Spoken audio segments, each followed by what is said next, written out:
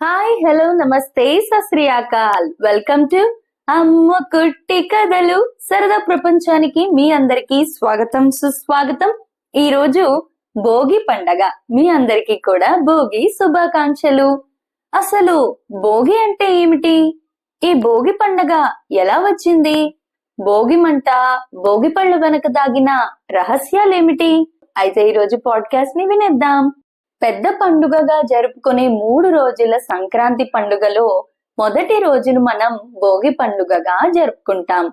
దక్షిణాయనంలో సూర్యుడు రోజు రోజుకి భూమికి దక్షిణం వైపుగా కొద్ది కొద్దిగా దూరం అవుతూ దక్షిణ అర్ధగోళంలో భూమికి దూరం అవడం వలన భూమిపై బాగా చలి పెరుగుతుంది.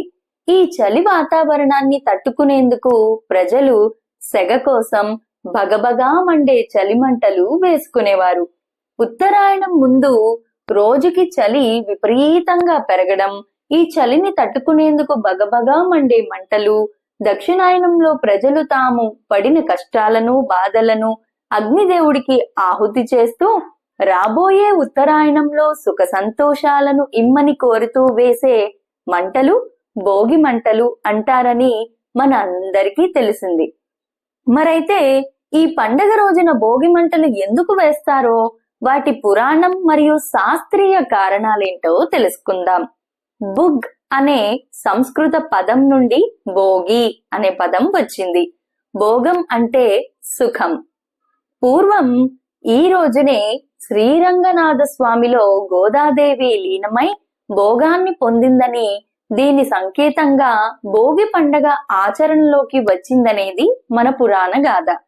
శ్రీ మహావిష్ణువు వామన అవతారంలో బలి చక్రవర్తిని పాతాళంలోకి తొక్కిన పురాణ గాథ మనందరికీ తెలిసిందే.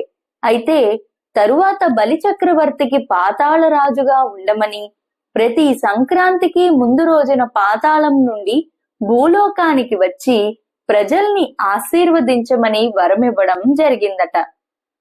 బలి చక్రవర్తి రాకను ఆహ్వానించడానికి భోగి మంటలు వేస్తారని మన పురాణాలలో చెప్పబడింది.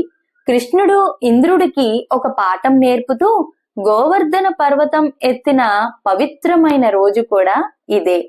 శాపవశంగా పరమేశ్వరుని వాహనమైన బసవన్నని భూమికి పంపించి రైతుల పాలిట దైవాన్ని భూమికి దిగివచ్చిన రోజు ఇదే అనేవి కూడా పురాణ గాథలు.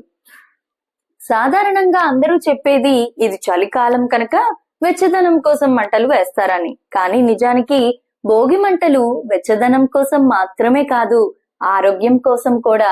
ధనుర్మాసం నెలంతా ఇంటి ముందు పెట్టిన గొబ్బెమ్మలను పిడకలుగా చేస్తారు.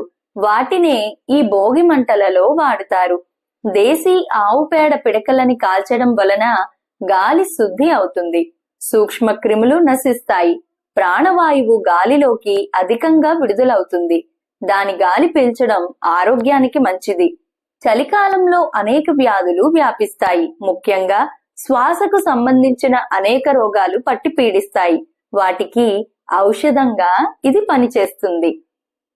భోగి మంటలు పెద్దవిగా రావడానికి అందులో రావి, మామిడి, మేడి మొదలైన ఔషధ చెట్ల బెరడ్లు వేస్తారు.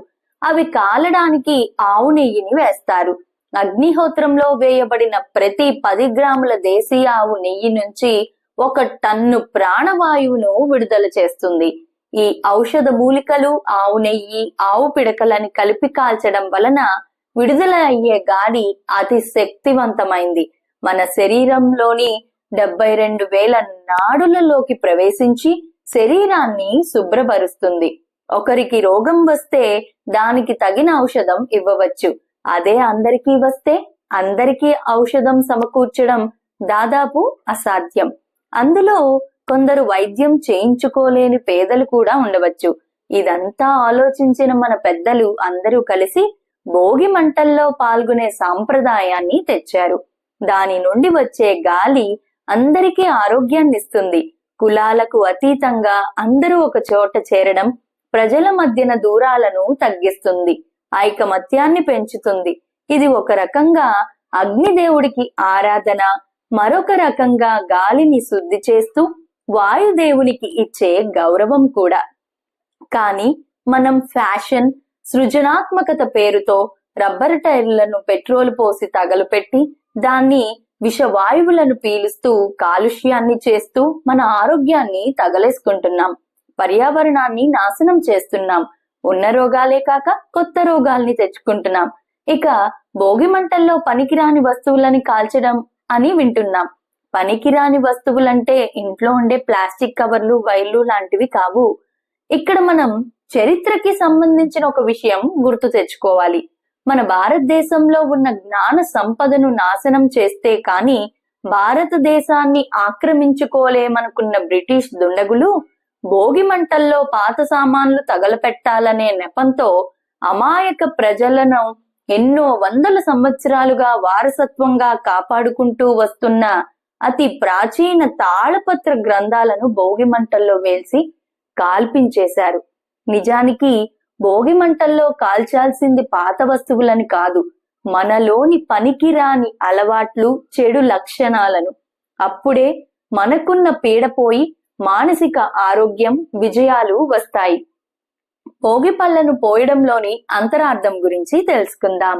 భోగి రోజున భోగి పళ్ళు పేరుతో రేగి పళ్లను పిల్లల మీద పోస్తారు. రేగి చెట్టుకు బదరీ వృక్షం అనే సంస్కృత పేరు. రేగి చెట్లు, రాగి పండ్లు శ్రీమన్నారాయణ స్వామి ప్రతిరూపం.